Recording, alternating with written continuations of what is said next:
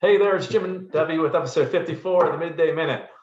Debbie, it's open season on gratitude grants.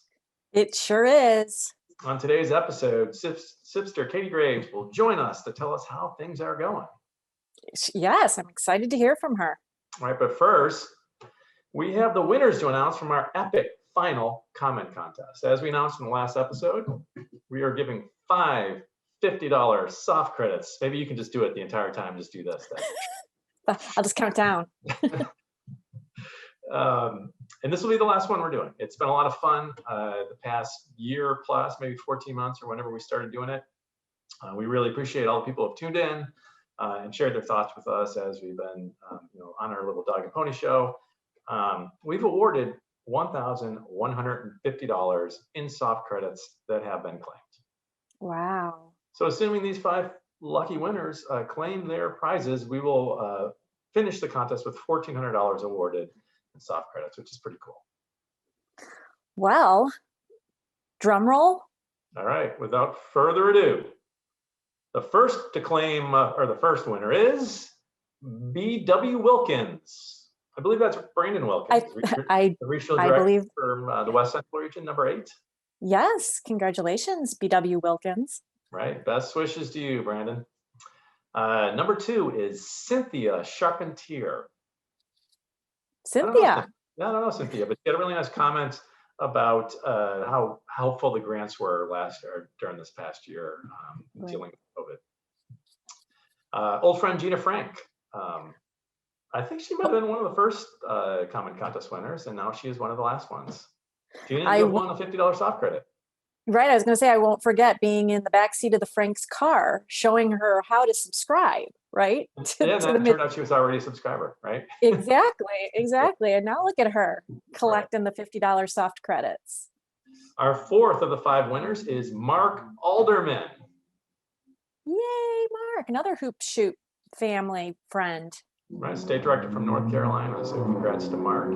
And finally, we'll keep it at home with the Hoop Shoot, Mark Floor, who is once was, I don't know if he still is, the contest announcer for Region 8. Awesome. Wow. So those are our 5 winners. Congratulations to all of you. Thanks again to everybody who participated these past 14 months or so. The lucky 5, let us know in the comments below or by emailing ian@elks.org or me or Debbie directly and tell us how you would like to apply those $50 soft credits. Which ENF funded programs would you like to support? All right. And keep commenting, right? We love there's no reason to see the comments. You're not going to win anything, but it's free. Don't cost nothing. Just comment below. Before we bring Katie out here, we just wrapped up our year end. We're done counting. We're in sort of that review period where we're making sure everything is applied correctly before we release final numbers. We're not done with things like the membership support because there are still adjustments that have to be made. So you should know that if you apply for your gratitude grants early, if you jump on those and you haven't yet qualified for your membership support bonus, you could be leaving money on the table. We should have everything done by next week. Yeah, we're hoping Monday, Tuesday at the latest, according to the manager, Marcy Northey of Donor Services. Right. So all those adjustments should be made by then. Check out these numbers though. During a pandemic and an extremely challenging fundraising environment, 1,545 lodges made the fundraising goal of $4.80 per member. In an average year, but we just shy of 1,660 lodges make the goal. So that's a decrease of about 7%. Again, during a pandemic, that's just amazing. Right. I mean, as we've heard throughout the whole year, right? During the pandemic, so many lodges were closed and unable to do what they do, right? So it's a remarkable number. Right, and not a lot of people out of work, and some might not have the disposable or discretionary income to support charities like they are accustomed to doing. So yeah, it was a challenging environment for sure. Per member giving, $7.72 per member, almost 73 cents per member. Shattered the goal of 480, fell short of setting a new record, but again, really amazing. We collected in donations nearly $6 million. So it was just incredible the way the membership stepped up to support the foundation during a very difficult time. Indeed. So thank you, everybody who donated. Thank you. And now let's bring Katie out here and talk about how we are spending some of that money, right? Here she comes. Katie, welcome to the show. Hi, Hi, thanks for Katie. having me. Hi. So we were just talking about the outstanding fundraising year we just wrapped up in light of everything that's going on. And we know that a big motivator for people to support the foundation is gratitude grants, which is Of a course. component that you manage as one of our 3 CIPsters. Yes, I do. It's open season on gratitude grants. They launched on April 1st. What are we seeing so far? Sure. So far we have 143 approved gratitude grants.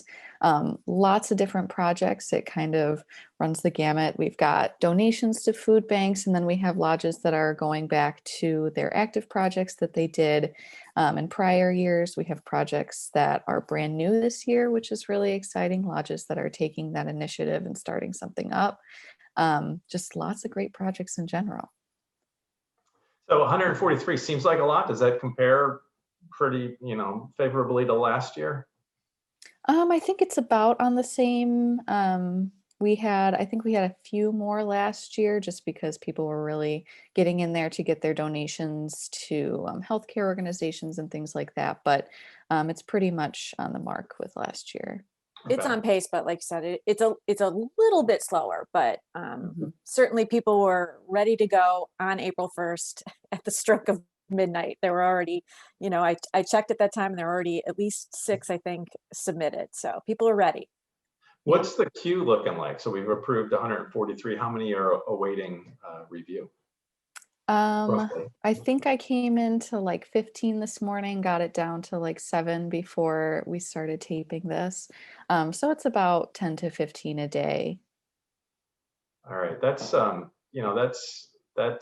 of a lot, right? It seems like. And during peak Mhm. periods, obviously, there are more grants to review, like when it launches. And then when the deadline approaches, are probably the 2 busiest periods for grants, Mhm. right? Like Mhm. what motivates you when you're at your screen and there's a stack of, a virtual stack of applications to wade through? I know that can be daunting. Like, how do you keep plowing ahead? Well, of course, it's the great projects that Elks are doing. Reading the applications is actually super interesting. You get to learn a lot about the communities that the SIP is serving and that the Elks Lodges are serving. Something that really motivates me is actually the final report forms that we go through as well. So after a grant is finished, a lodge will submit a final report form.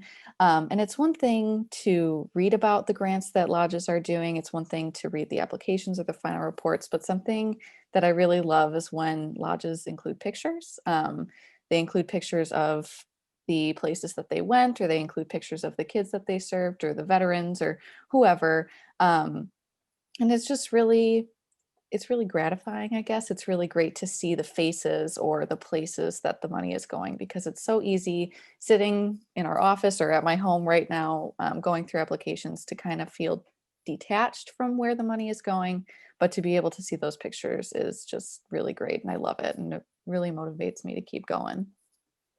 Yeah, submitting pictures. First of all, it's nice for the lodges and the volunteers who work on that project to see themselves in lights. When we feature something on the website or in a print piece, it's nice for the programs people like you guys who get to see how our money is being used, where it's going. And then on the fundraising side of things, it's nice also because those pictures really help us connect with people and can motivate those donations. Mhm. The gratitude grants again is it's a great motivator. It's a great fundraising tool because obviously lodges want to qualify by meeting the goal, but the photos and the stories that come out of it also are great fundraising tools. Absolutely. And you had already mentioned that we have 1,545 lodges qualified for the gratitude grant. Of that number, right now we have 136 that have qualified for the $3,000 grant. So they received both bonuses. And it's been just amazing to see when you're reading the news, you turn on the television or you're looking at a newspaper to see what the biggest needs are and what the biggest needs have been during the pandemic.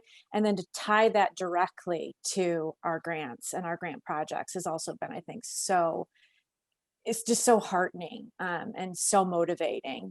All, like Katie mentioned, so many of the projects continue to be used to address hunger in the community. And that's been it's an ongoing issue. It was before the pandemic, it was exacerbated by the pandemic, and it's going to continue to be a need. And the lodges are continuing to address it, which is wonderful. Yeah, seeing those stats, like at one point I saw it was like 1 in 6 Americans were affected by hunger due to the pandemic. And I think that's a big number. And then my second thought was, and it would be worse if not for the Elks, because so much of those grant funds were going to food banks and food pantries and programs at the YMCA and other organizations that were designed to address food insecurity. Right. So that's got to make you feel really good, Katie.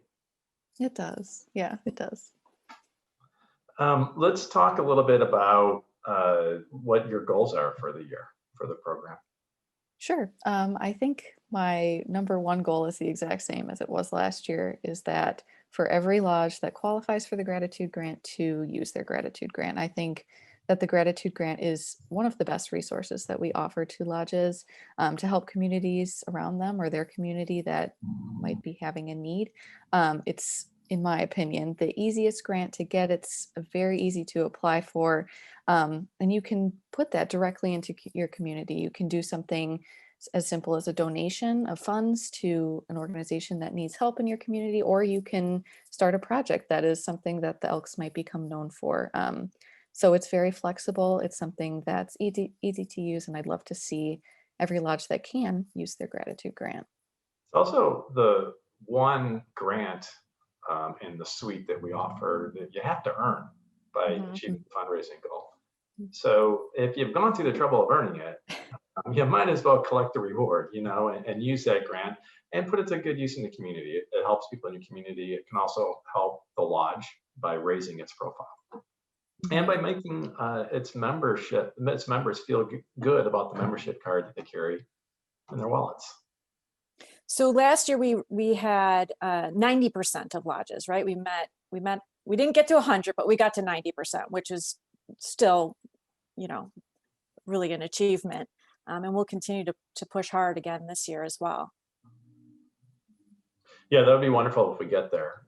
1,545 lodges awarding 1,545 gratitude grants would be a record for us, I believe. That would be fantastic.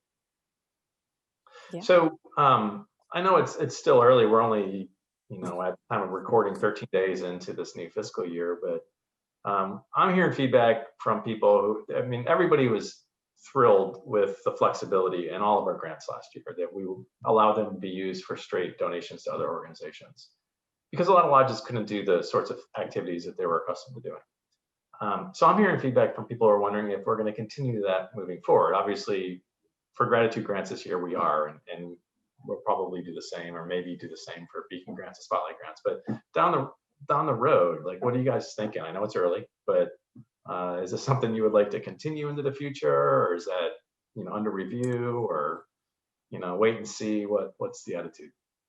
Well, I'll answer for us, and Katie can chime in. So I think we had mentioned on the last episode that we're looking to launch spotlight grants and beacon grants on June 1st, and we'll keep the same sort of flexibility with those grants.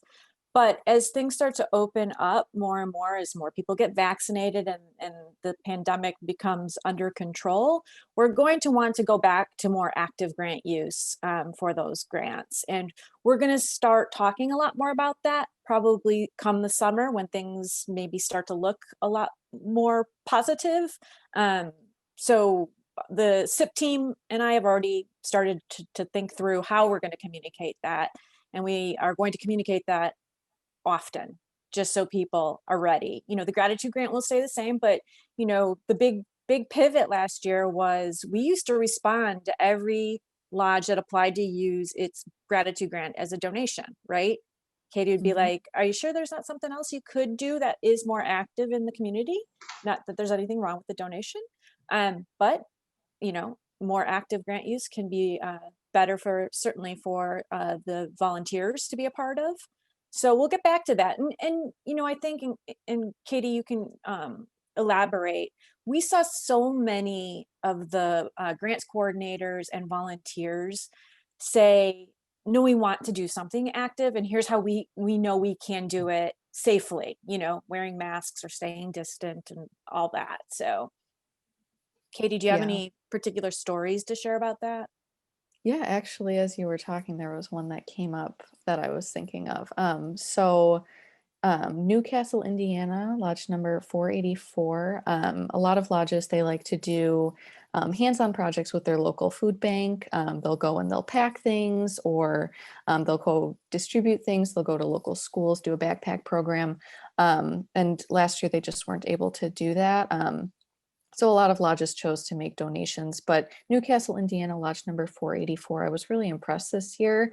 They're making a little food pantry out front of their lodge. So it's kind of like a little library where it's like a little house that's up in front. So the lodge is building one. They have members that are working on it right now.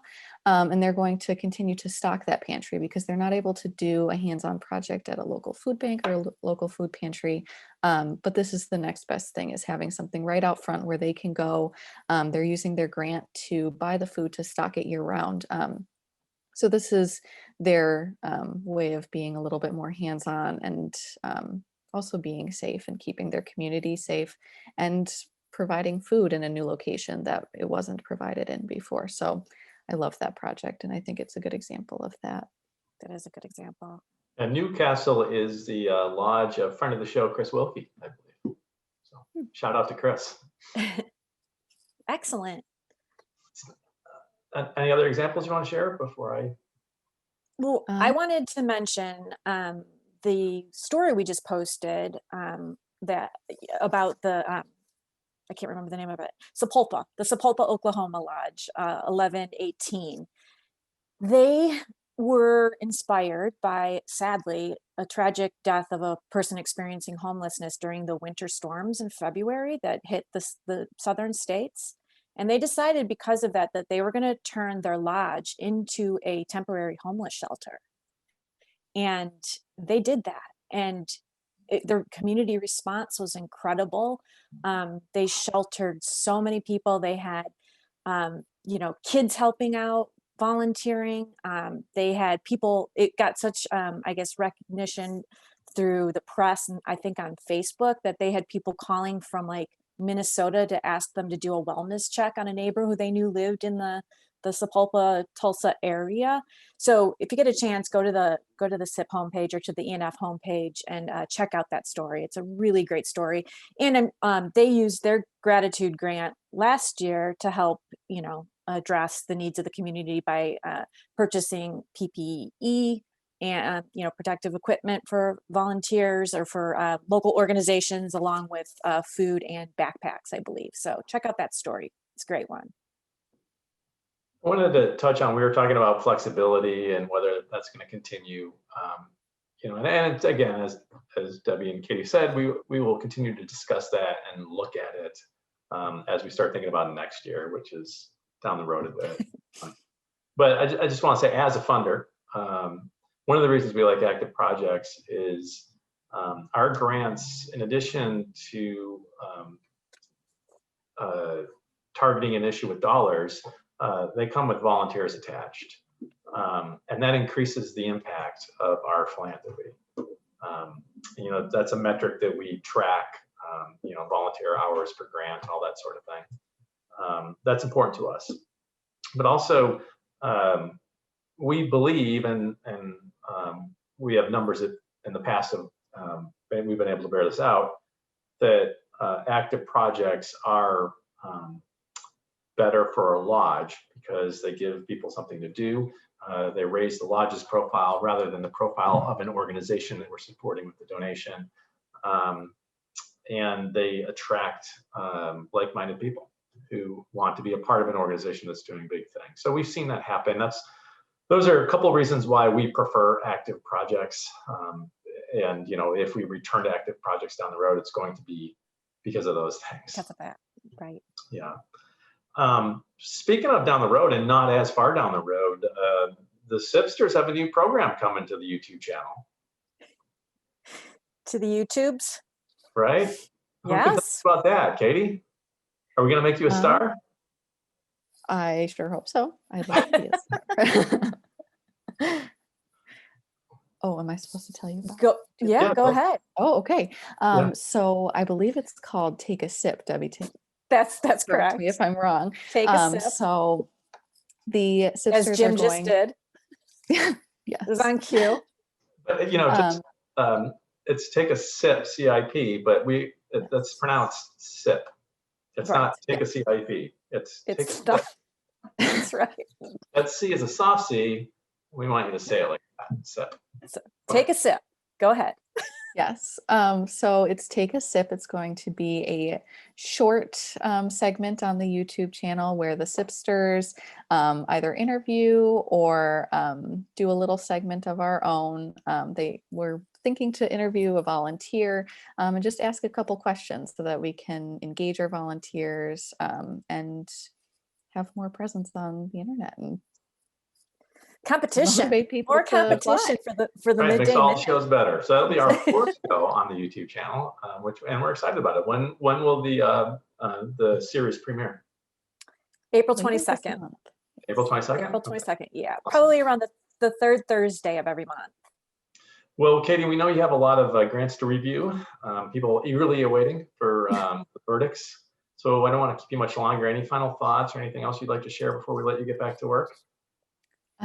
Just keep up the great work. There's lots of great projects that I could share, but that I think will probably end up featuring on our various social media channels. So keep an eye out for that.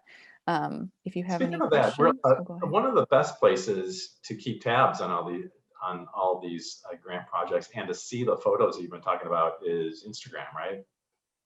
Facebook is also really good too. Facebook We've too? been sharing to both. Both? Okay. Yeah, the Elks Always Care series has been really incredible. Just Right. those great pictures Katie talked about with a little summary of what the lodge was able to do. So a little bit of feel good almost every day. Yep. All right, I 2 or 3 didn't mean to times cut a you week. off, Katie. You're in the No. mid, you're mid-thought, no? No, you're fine.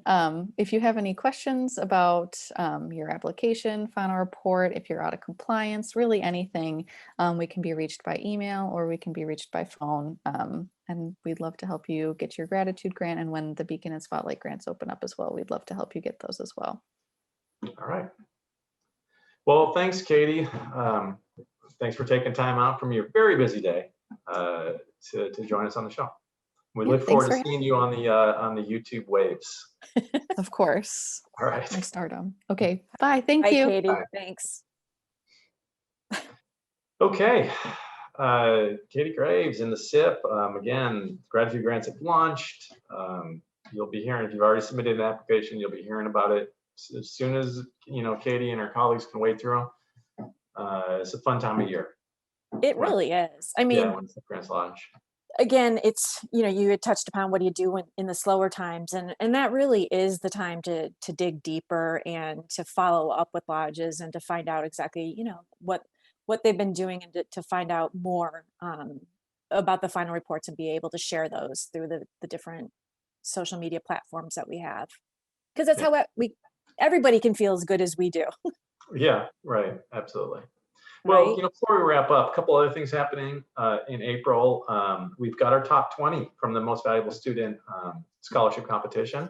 Leadership We Weekend sure is the do. last weekend of the month. You want a few quick words about that? Yeah, well, we're actually, going to have somebody on our next episode, right?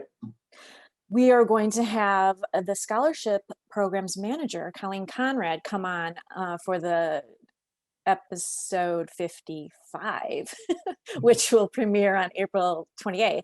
But the leadership weekend is the 23rd and 24th of April. So again, it's virtual. And we've really built in some really fun things. Of course, the most important thing is that these 20 finalists will receive $20,000 just for being invited to the leadership weekend. But then they will interview on Saturday morning for the chance at $30,000, $40,000, or $50,000. So it's a big deal, but we've built in a whole bunch of other virtual engagement opportunities so that class of 20, the top 20 finalists can get to know each other and get to know us better. So link here if you want to meet the top 20. I was going to say that, last year when we pivoted to a virtual leadership weekend, it was a scramble. This year, we saw it coming far in advance and we were able to plan for it. So yeah, there are some fun activities, including a pet parade on Saturday morning, the 24th, which will be kind of fun for everybody involved. Yes. Are you going to borrow a pet? It's baseball season here, and both kids are playing baseball. So it just kind of depends on, both of them have games on Saturday. So if I'm able to, I will be there. And I'll probably borrow my kids as my pets. But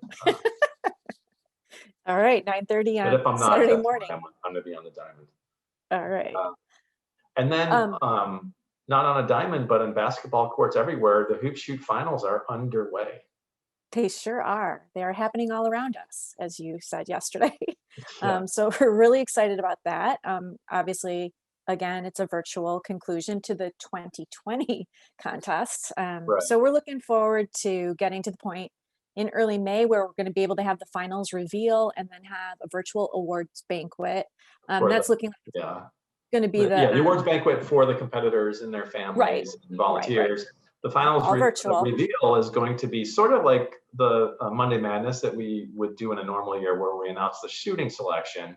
But in addition to doing the shooting order with profiles of the participants, we're also going to tell you how they did. We're not going to reveal that. We're going to reveal that as if it were an actual competition. So randomly selected order, we're going to reveal our kids. We're not going to do first round, second round. We're just going to do, this is their score. Okay, boom, boom, boom, boom. And sort of talk it through kind of a virtual coverage of this event that has happened already. Right. And that's likely going to happen in mid-May. So probably if I was to have to pencil something in, I would probably tell our viewers to pencil in May 14th for the finals reveal. So that should be kind of a fun way to feel like you were participating in the finals. Hopefully, we'll do our best to bring the drama, as the reveal unfolds, as we reveal. So that's going to be fun. That's going to be anything else that we've missed, Debbie? Well, two things. One, I would be remiss without mentioning that we will announce our 350 Legacy Awards recipients the last week of April. So that will happen probably the 28th. So stay tuned for that. And we didn't mention that our very own Kate Keating-Edsey traveled down to Tampa to do a site visit for the upcoming Elks National Convention and got to go to the Tampa Lodge to see what was going on there, and ran into one of our good friends of the show, Rita Smith. Yeah, so how cool is that? Yeah, 2 shout outs to out to friends of the show. Nice. Yeah, cool. Yeah. That's all. It's Tampa. The convention will be here before we know it. It's going to be nice to have a little bit of normalcy as we kind of, begin the transition back to to the old normal. The old normal, or something more resembling the old normal. All right. Well, if you've liked this episode, give us a thumbs up. If not, a thumbs down. Either way, share it far and wide with your social network. Please comment below. You won't win anything, but as we said earlier, don't cost you nothing. It's free. Comment. Thank you. If you're not already subscribing to our YouTube channel, why don't you hit the button and tap the bell so you'll be notified every time we post new content. Like Take a Sip, which is coming soon. Like Hoop Shooting the Breeze. We like to joke that that the staff members on these shows are stars, right? We're the stars of our YouTube show.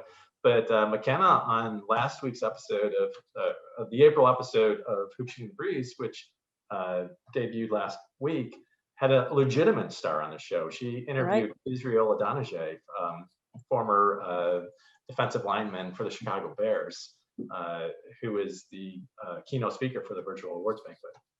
It's great. Really it's a great episode. Check it out. We'll put a link right here. Be sure to check that out. It's really great to hear someone as accomplished as he is, but in addition to being an 11-year veteran of the NFL, which speaks volumes. He's also an author. He's written some children's books. He's a philanthropist also. And now he's part owner in a professional sports franchise. So hearing somebody like that talk about our program and using our language to talk about our program was really rewarding. Yeah, it's worth every second of I think it's about 26 minutes, but he talks about, I won't spoil it. Just go watch. Yeah. In fact, why don't you watch it right now? All right, everybody. Thanks so much for tuning in. We'll see you in a couple of weeks with Conrad, Colleen Conrad, Coco, Coco. for those. No. All right. All right. Thanks, everybody. Bye.